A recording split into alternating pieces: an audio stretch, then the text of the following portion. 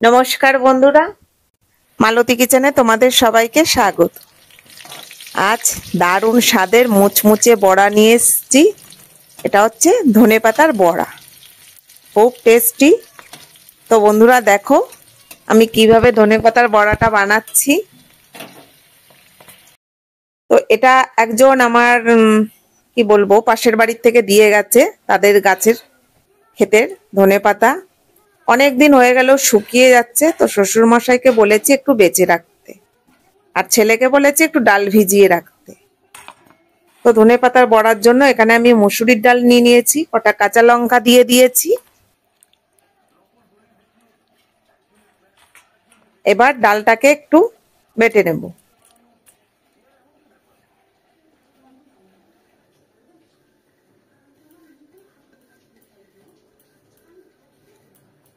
ডালটাও বেটে নিয়েছি এখানে। আর এই যে ধনেপাতা, কুচনো ধনেপাতা, একটা পেঁয়াজ কুচনো দিয়ে দিলাম।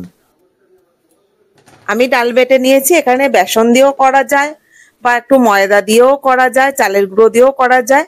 আর খুব টেস্টি লাগে কিন্তু এই শীতকালে ধনেপাতার বড়া। তো সবকিছু দিয়ে মেখে নিচ্ছি, কারণ কাঁচা লঙ্কা আমি প্রথমেই দিয়ে দিয়েছি। আর যেহেতু আমার বাচ্চাদের জন্য এটা করছি, আমি খুব বেশি ঝাল ব্যবহার করলাম না, লঙ্কার গুঁড়ো ব্যবহার করলাম না, শুধু একটু কাঁচা লঙ্কা বাটা এই অবস্থাতেই করছি।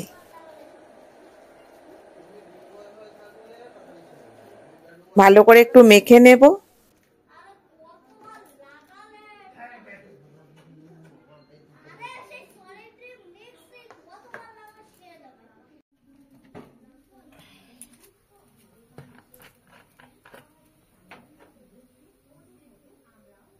কড়াইতে তেল বসিয়ে দিচ্ছি।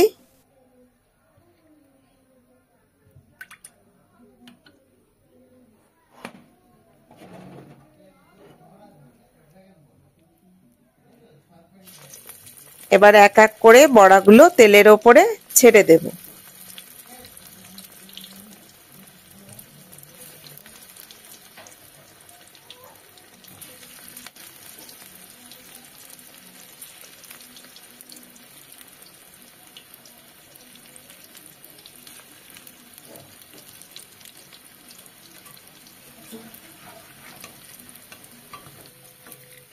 এবার একটু নেড়ে দিচ্ছি।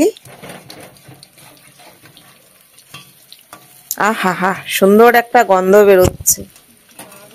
এই সময়টা না ঠান্ডা গরমের মধ্যে না